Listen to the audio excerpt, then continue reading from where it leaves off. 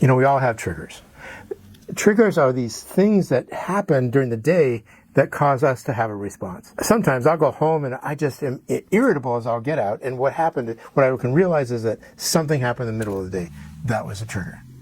Now, it's really important to understand what these triggers are. Triggers have a physiological effect with us. Hormones are released in our body when the trigger happens. We may not even be aware that it occurred. It's really important, though, that we start to get to know these triggers so that we can respond differently in our lives. At work, somebody comes by that says something to you that just wasn't right, and now you have this emotional response within you. You go to a meeting and somebody says something else that you don't like, and you jump and you let them have it. That's a trigger, that's a response, and it's inappropriate. We can manage these triggers by practicing antidotes to them, ways of solving the problem, ways of understanding it. First of all, you have to get to know the triggers. You have to be able to pay attention to your inner self so that when this experience comes along, you're aware of it.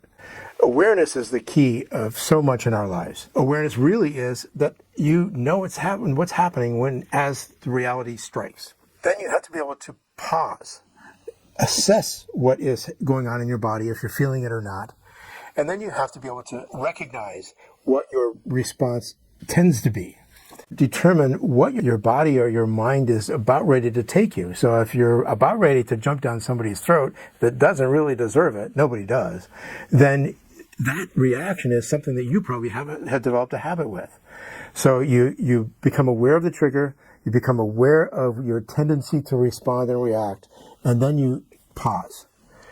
That pause gives you a moment to take a breath, to recognize what's real and what's not real, what's necessary, what's not necessary, and what is responsible versus non-responsible. Once you have those pieces in place, you're able to solve the trigger issue. You're aware of it, you know how to respond to it, you know how you would respond to it, and you find better ways of responding. So this is such a great lesson for all of us to be fully aware of, fully cognizant of, and fully ready to manage. Don't worry though. These things that we're trying to change in our life, they take a lot of practice, and we make a lot of mistakes. The key is get back on the horse. If you make a mistake and you still go down somebody's throat, just apologize to them. The key is to keep doing it. Repeat it. Practice. You will solve the problem.